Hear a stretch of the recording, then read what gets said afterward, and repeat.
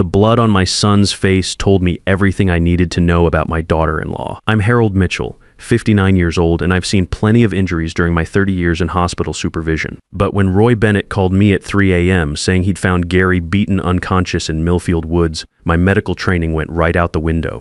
All I could think was, someone hurt my boy. The drive to those woods felt like the longest 20 minutes of my life. Roy's hunting flashlight cut through the October darkness as he led me down a muddy trail between the oak trees. The smell of wet leaves and decay hung heavy in the air, mixing with the metallic scent of blood that got stronger with each step. Found him about an hour ago, Roy said, his voice tight. Was tracking a wounded deer when I heard moaning. Thought it might be an animal at first. Then I saw Gary. My 32-year-old son, who'd always been careful and smart, was curled up against a fallen log like a broken doll. His brown hair was matted with blood, his face so swollen I almost didn't recognize him. His expensive suit, the one Rebecca insisted he wear to maintain appearances, was torn and stained with mud and blood. Gary, I dropped to my knees beside him, my hands automatically checking for injuries the way I'd been trained. Broken ribs, maybe. Definitely a concussion. Split lip, black eye, bruises everywhere. Son, can you hear me? His good eye cracked open, unfocused and glazed with pain. Dad, I'm here. What happened? Who did this? Gary tried to sit up but collapsed back against the log with a groan. When he spoke, his voice came out as a whisper through swollen lips. Rebecca, she. She said, our family has dirty blood, said I don't deserve to be part of hers. The words hit me like a punch to the gut.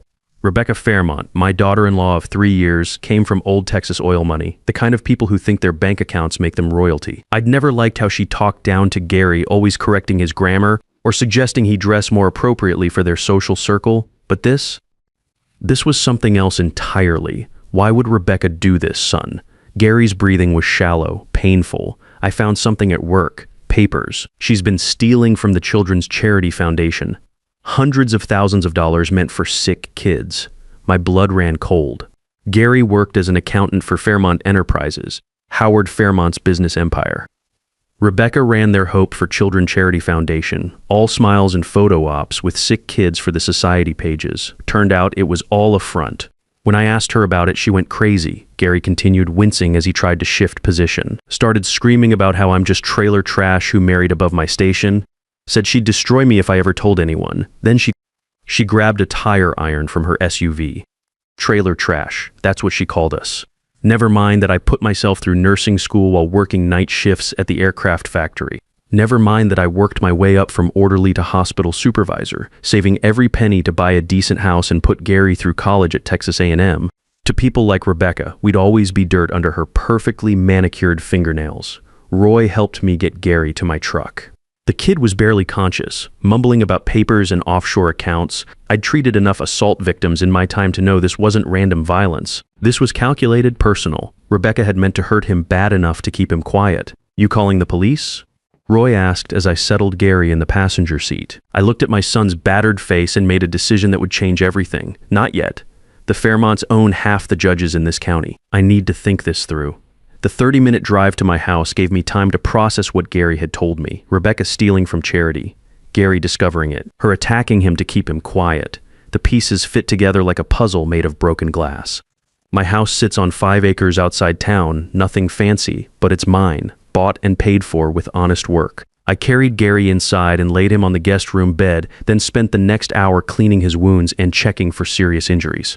No internal bleeding that I could detect, but he'd be feeling this for weeks. While Gary slept off the pain medication I'd given him, I sat at my kitchen table and called my brother Leonard. Len was 58 years old, 2 years younger than me, but he'd always been the brains of the family. 25 years as a private investigator before retiring had taught him how to dig up dirt on people who thought they were untouchable. Lenny, I need your help, I said when he picked up on the third ring. Remember what Daddy taught us about taking care of family business. There was a pause.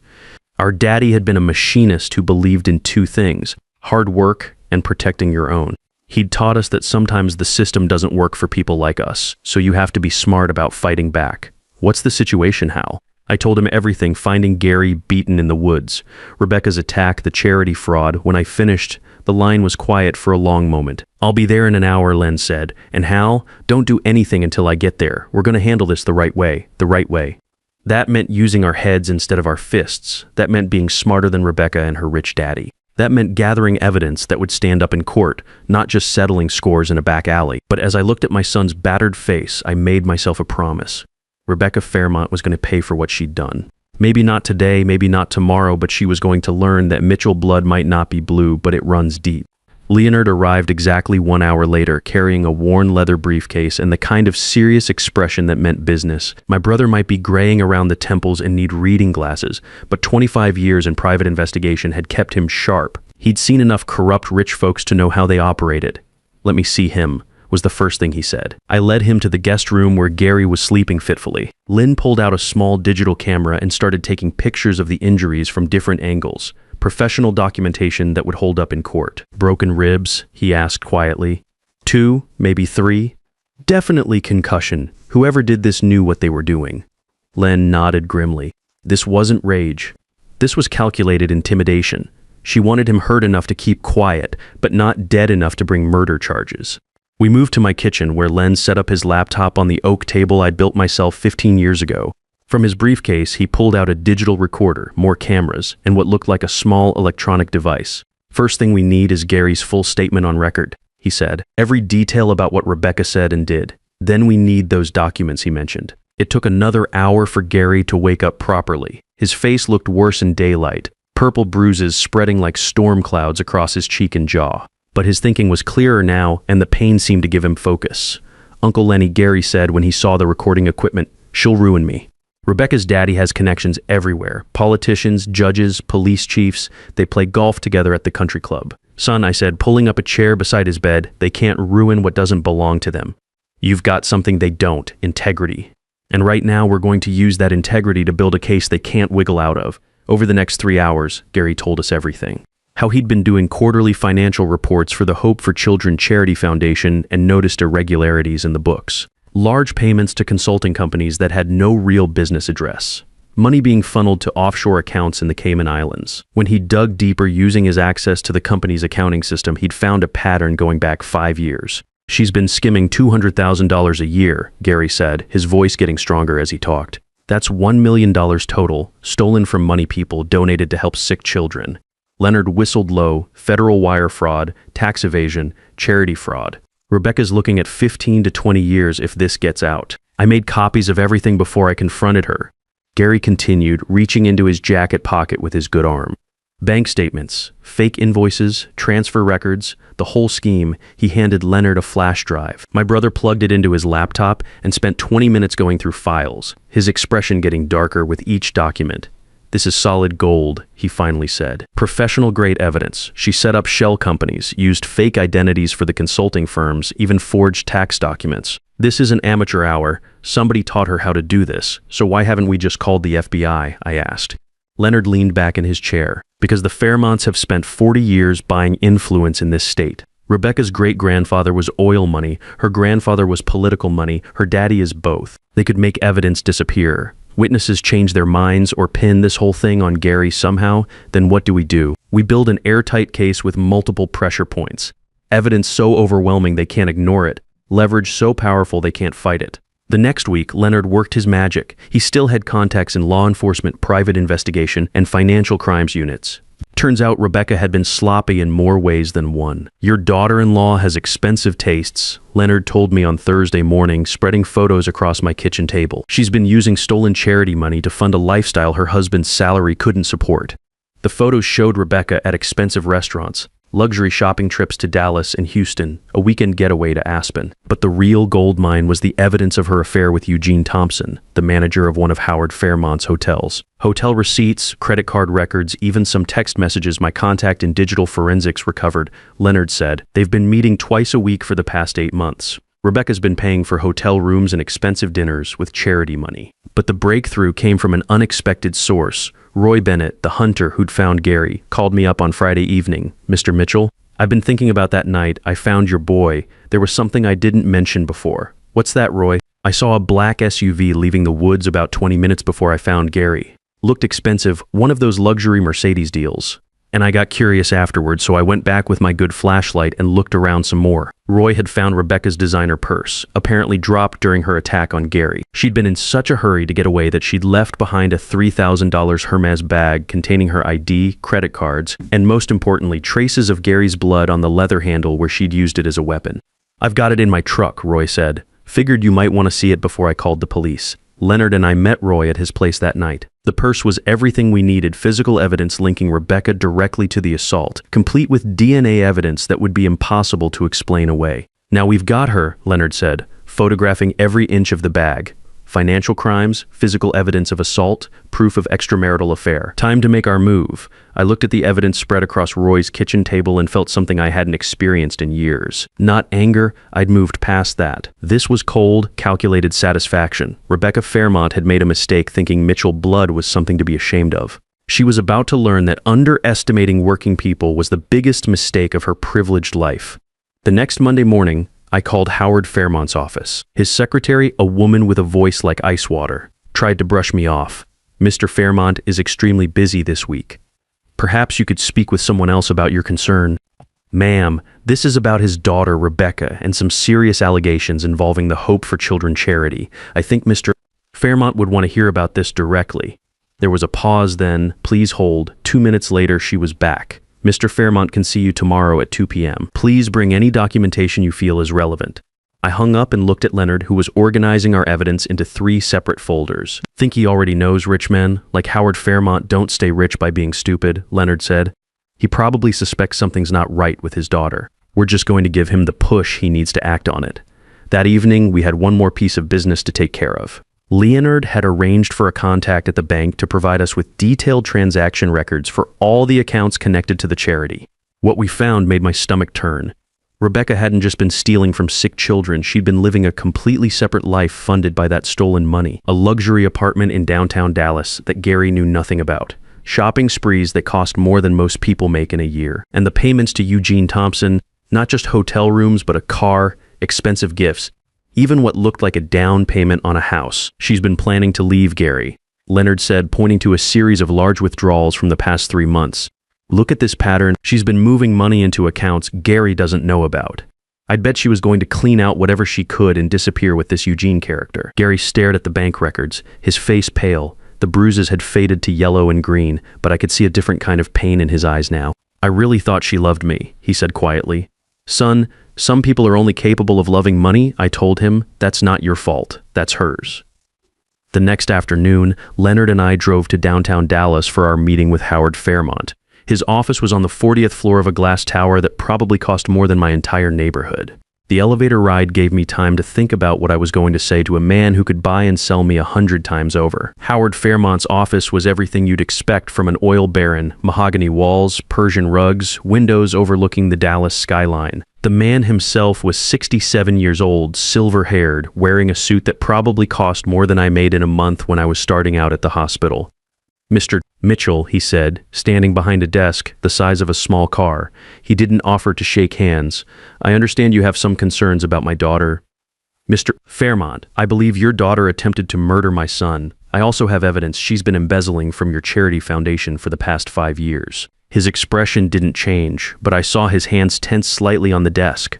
"Those are serious accusations." Leonard stepped forward and set the first folder on the desk. "Mr. Fairmont, this contains bank records showing systematic theft of charity funds. Your daughter has stolen exactly $1 million over 5 years through a sophisticated laundering scheme." Howard opened the folder and studied the documents for several minutes. When he looked up, his face was carved from stone. "This can be verified?" "Already has been," Leonard said. "Federal banking investigators have confirmed every transaction." I placed the second folder on the desk. "This contains evidence of the assault on my son, including physical evidence and witness testimony." Howard opened this folder and found photos of Gary's injuries, the bloodstained purse, and Roy Bennett's written statement about finding Gary in the woods. His jaw tightened as he looked through everything. "And this," he pointed to the third folder. Leonard smiled coldly. "Evidence of your daughter's extramarital affair with Eugene Thompson. Hotel receipts, credit card records, and photographs spanning 8 months. All funded with stolen charity money." This time, Howard's composure cracked. He opened the folder and found photos of Rebecca and Eugene together at restaurants, entering hotel rooms, shopping for expensive jewelry. The final photo showed them kissing in the parking lot of Thompson's hotel. How much do you want? Howard asked after a long silence. The question caught me off guard. Sir, money, how much to make this go away? I looked at Leonard, then back at Howard. Mr. Fairmont, I don't want your money. I want justice. What kind of justice exactly? His voice was harder now, more calculating. You understand that a public scandal will destroy not only Rebecca's reputation, but potentially damage the family business that employs 2,000 people. We're not looking for a public scandal, Leonard said. We're looking for appropriate consequences and protection for Gary. Howard stood and walked to his window, looking out at the city below. For a full minute, nobody spoke. Finally, he turned back to us. What exactly do you want? I leaned forward in my chair. First, Rebecca makes full restitution to the charity, every dollar she stole plus interest. Second, she gets professional help for her anger and substance abuse problems. Third, Gary gets a clean divorce with no financial penalties. Fourth, your family leaves mine alone permanently, and in return, this stays between us. No criminal charges, no media attention, no FBI investigation. Your business reputation stays intact. Howard walked back to his desk and sat down heavily. He looked older now, like the weight of his daughter's actions had physically pressed down on his shoulders. Rebecca has always been difficult, he said quietly. Her mother died when she was 12, and I perhaps spoiled her to compensate. But this, he gestured at the evidence spread across his desk. This is beyond anything I imagined. Mr. Fairmont, your daughter nearly killed my son because he discovered her crimes. That's not just difficult behavior. That's sociopathic. He nodded slowly. I'll need 48 hours to arrange everything. Rebecca is currently in Houston on foundation business. I'll call her back immediately. One more thing, I said, standing up. If she tries to contact Gary or comes anywhere near him during this process, the deal is off and everything goes to federal authorities. Howard stood as well. Understood. You'll have my answer by Thursday afternoon. As Leonard and I left that glass tower, I felt something I hadn't experienced since this whole nightmare started. Not satisfaction exactly, but the solid certainty that justice was finally within reach. Rebecca Fairmont was about to learn what happened when you mistook Mitchell resilience for weakness. Thursday afternoon came with unexpected rain. I was working in my garage rebuilding the carburetor on my 1987 Ford pickup when my phone rang. Leonard's name showed on the screen. Howard's ready to talk, he said. Can you meet me at his office in an hour? The drive to Dallas felt different this time. Less nervous energy, more cold determination. Whatever Howard Fairmont had decided, we were ready for it. The evidence was solid, our position was strong, and Gary was finally starting to heal both physically and emotionally. When we arrived at the glass tower, Howard's secretary led us directly to his office. The oil executive looked like he'd aged 10 years in 2 days. His silver hair was slightly disheveled, his usually perfect suit wrinkled.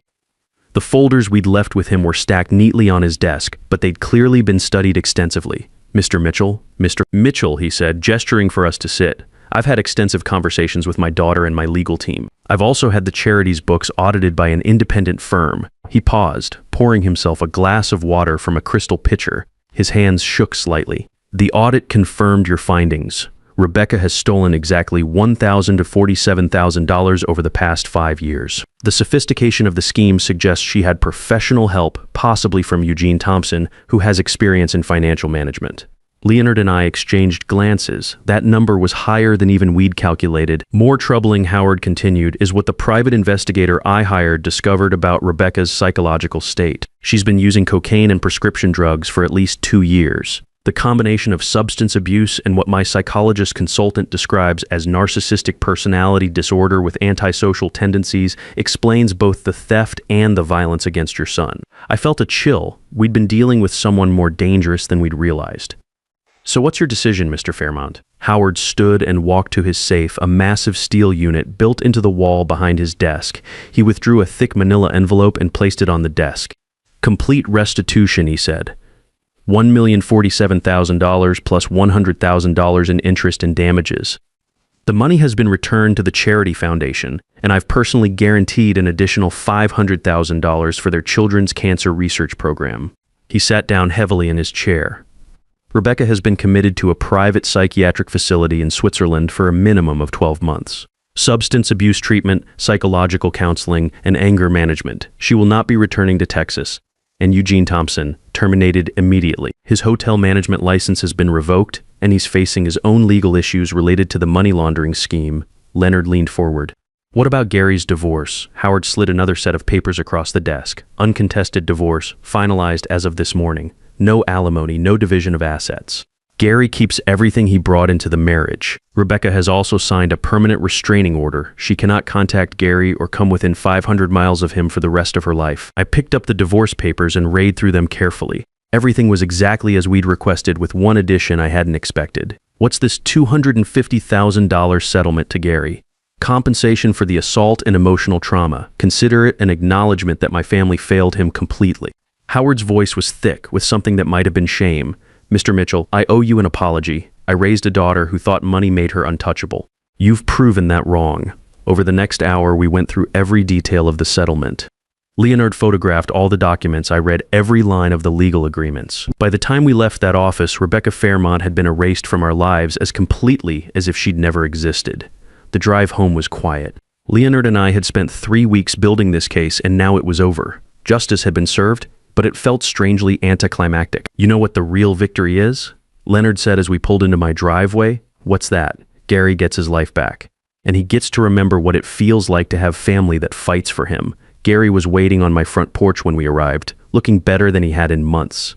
The bruises were almost gone, and there was something different in his eyes. Strength, maybe, or just the knowledge that he was worth protecting. How did it go? He asked. I handed him the divorce papers and the settlement check. He stared at them for a long time, then looked up at me with tears in his eyes. I don't know how to thank you, Dad. You don't have to thank me, son. That's what family does. 6 months later, Gary had built a new life for himself. He'd used part of the settlement money to start his own accounting practice, specializing in auditing nonprofit organizations.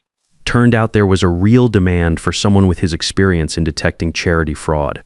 He'd also started dating Sarah Collins, a nurse who'd worked at my old hospital. She was a good woman, kind, honest, came from a working family like ours. No pretensions, no demands that Gary be someone he wasn't. One evening in late spring, Gary and Sarah came over for dinner.